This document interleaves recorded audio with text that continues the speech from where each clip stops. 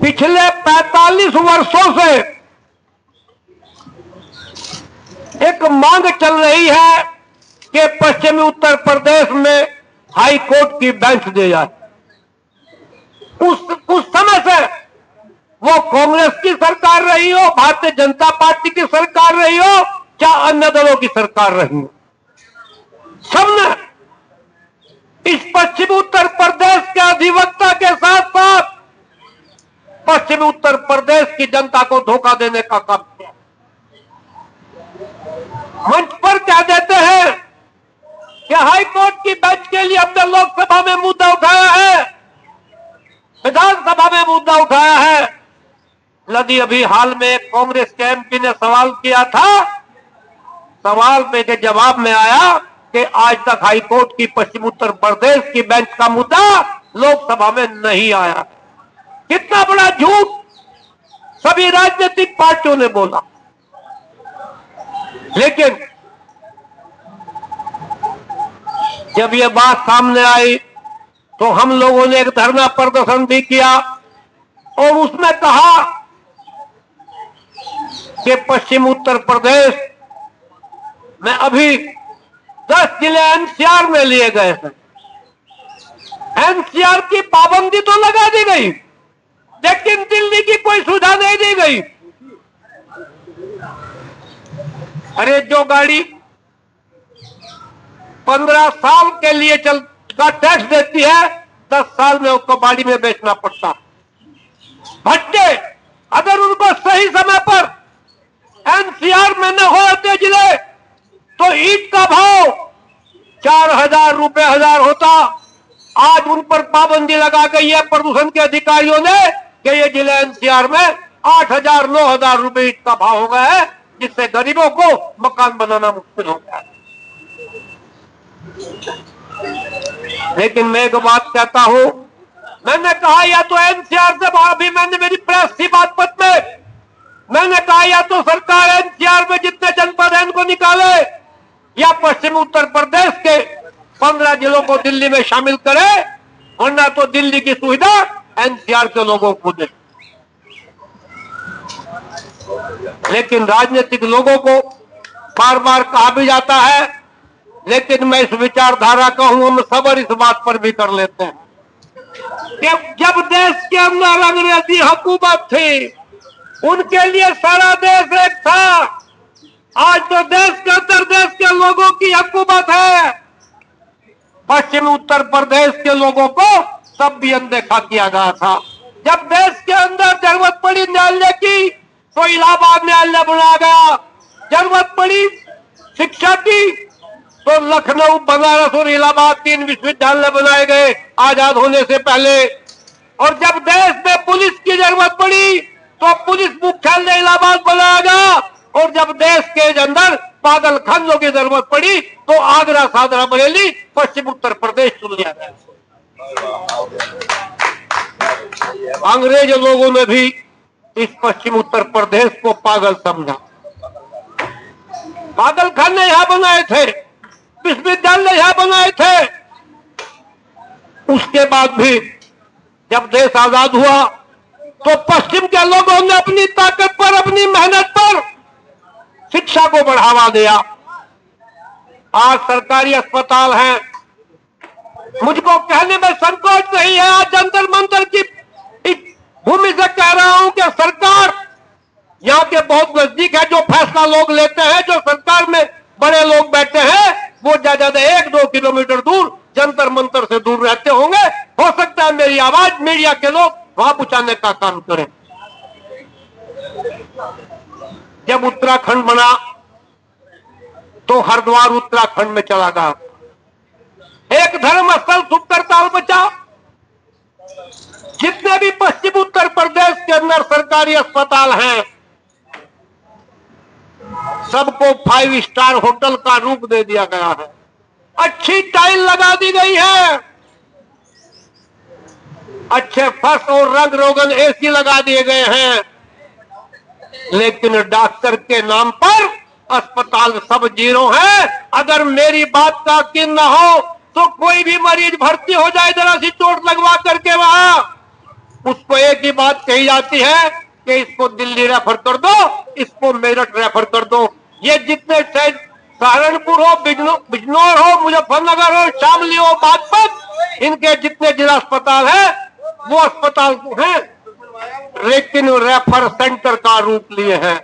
मैं नवराज्य निर्माण महासंघ की और कार्यवाहक राष्ट्र अध्यक्ष की हैसियत से और सुहेल देव भारतीय समाज पार्टी के राष्ट्रीय उपाध्यक्ष से मैं केंद्र सरकार और भारत उत्तर प्रदेश सरकार से इस मंच से एक मांग करता हूं कि जैसा एम्स अस्पताल है ऑल इंडिया है, उसकी तर्ज पर सुकरताल में एक एम्स बनना चाहिए। वहां के किसान जमीन देने को तैयार। पश्चिम उत्तर पूरे उत्तर प्रदेश की 25-26 करोड़ जनता, केवल 7 देश बने हैं उत्तर प्रदेश से पूरी दुनिया में। मैं कहता हूं या तो हाई कोर्ट की बेंच में चाहे दिल्ली में शामिल करें, चाहे अलग प्रदेश बनाए, वास्तविकता तो यह है कि उत्तर प्रदेश के 4 भाग होने चाहिए, पश्चिमांचल, मध्यांचल, बुंदेलखंड और पूर्वांचल। लेकिन सियासी लोग अपनी सियासत के साथ तहत काम करते हैं। मैं तो नवराज्य निर्माण महासंघ के सभी पदाधिकारियों को, पूरे देश के अंदर फेडरेशन है, आज यही अपील करने आया हूं कि भाई जंतर मंतर पर तो ध्यान कम दो, लोग दूर से नहीं आते, अपने जनपदों में जिला मुख्यालय पर, तहसील पर और ब्लॉक पर 50-50 लोग इकट्ठा करके धरना वहां के बीडीओ को, वहां के तहसीलदार को और जनपद के कलेक्टर को तुम्हें देने चाहिए। अगर वहां दोगे तो हर जनपद से, हर मुख्यालय से, हर तहसीलदार का ज्ञापन माननीय प्रधानमंत्री नरेंद्र मोदी जी को पहुंचेगा और वो समझेंगे कि जनता वास्तव में छोटे प्रदेश के पक्ष में। हम अभी जंतर मंतर पर, मैं मुजफ्फरनगर से आए, वहां से आए, 50 लोग इकट्ठा नहीं हुए। हम कहते हैं जंतर मंतर पर धरना देंगे, जंतर मंतर के बजाय अपने गांव, अपने ब्लॉक, देवल और जनपदों में हम लोगों को धरना देना चाहिए और बिल्कुल शांतिपूर्ण तरीके से धरना देना चाहिए। प्रशासन का हम लोगों को सहयोग लेना चाहिए कि प्रशासन के लोग भी चाहते हैं कि छोटा, नेता भी चाहते हैं कि छोटा प्रदेश हो, लेकिन कहे कौन? ये जनता को कहना पड़े शांतिपूर्ण तरीके से। बल्कि मैं तो उस मीटिंग से उठकर चला जाता हूं कि जिस मीटिंग में झगड़े की और उपद्रव की बात आती हो, मैं उस मीटिंग को छोड़ करके चला जाऊं। उस मीटिंग में कोई काम सफल नहीं होगा। अरे देश भी आपका आजाद हुआ तो शांति से हुआ, और अगर आपको नए प्रदेश भी मिलेंगे तो शांति से मिलेंगे। लड़ाई झगड़े से आपको प्रदेश मिलने वाले नहीं है। उत्तराखंड बना, जब उत्तराखंड 2000 में बना, 2000 से पहले की आपको बात बता देना चाहता हूं, वहां जमीन का 15,000 रुपए बीघा का भाव था।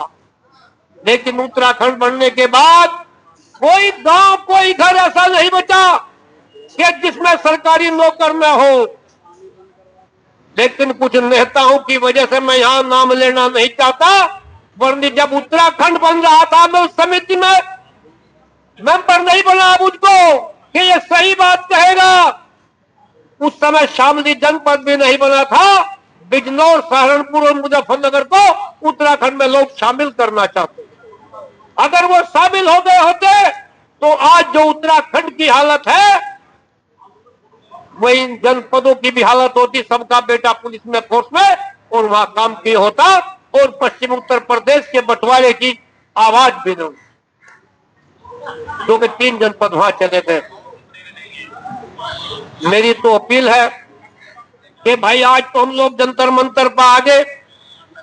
अपील है मेरी महासचिव जी से, कमलेश झा से, कि भाई अब की बार साल भर तक यहाँ कोई कार्यक्रम रखने की जरूरत नहीं है। कार्यक्रम पूरे उत्तर प्रदेश में मैं रखूंगा और तुम्हें केवल वहां कार्यक्रम में आने की जरूरत।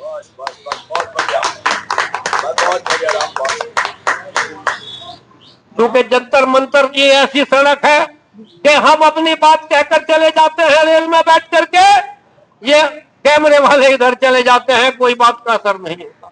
क्योंकि मेरी 70 साल की उम्र आ गई है, 70 साल से मैं बड़े बड़े पदों पर रहा हूं, हर पार्टी का जाका लिया है। नेता अपने स्वार्थ की बात करता है, जहां उसको स्वार्थ, उसका समर्थक, उसका वोटर पड़ता हो, वो उसकी बात करता है। जनहित की बात बहुत कम लोग करते हैं। योगी जी आज उत्तर प्रदेश के मुख्यमंत्री हैं, मुझे कहने में संकोच नहीं है कि जब मुख्यमंत्री योगी आदित्यनाथ प्रदेश का चार्ज लिया, अराजकता का माहौल था। आज उत्तर प्रदेश के अंदर किसी माई के लाल बदमाश की सर उठाने की हिम्मत नहीं। जो नेता अच्छा काम करता है, हम लोगों को उसकी तारीफ भी करनी चाहिए। क्योंकि जितने नेता वक्ता होते हैं वो केवल अपनी सस्ती लोकप्रियता रखने के लिए नेताओं की बुराई करते हैं। लेकिन मैं खुले मन से योगी जी के लिए कहता हूं कि ऐसे आदमी की 1000 साल उम्र होनी चाहिए जिसने बदमाश के सिर को धरती में दबा दिया। नहीं तो कोई मकान दुकान अगर आप पलट लेते थे तो कहीं ना कहीं किसी बदमाश का नाम सामने आता था। आज योगी जी के शासन में किसी बदमाश का नाम सामने नहीं आता। लोग अपने आराम से प्लॉट मकान दुकान बना रहे हैं। लेकिन इसके साथ साथ छोटे प्रदेश की आवश्यकता है, क्योंकि हरियाणा छोटा प्रदेश है। वहां के मुख्यमंत्री को प्रधानमंत्री का नाम याद है, वहां के मुख्यमंत्री को पटवारी का नाम याद है, तहसीलदार का नाम याद है। लेकिन इतने बड़े उत्तर प्रदेश के अंदर मुख्यमंत्री को सब कलेक्टरों के नाम भी याद नहीं, जो जनपद का कलेक्टर है उसके भी नाम याद नहीं। छोटे प्रदेश की तो आवश्यकता, छोटे प्रदेश बनने चाहिए। और अपनी बात को समाप्ति की ओर ले जाते हुए बस इतना मैं कहता हूं कि नजरें बदलेंगी तो नजारा भी बदलेगा, किश्ती का रूप बदला तो किनारा भी बदलेगा।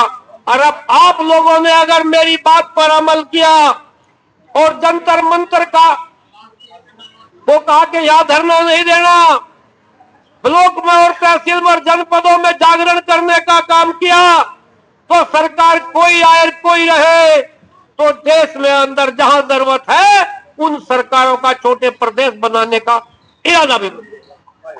जय हिंद, जय भारत, जय नवराज्य निर्माण महासभा।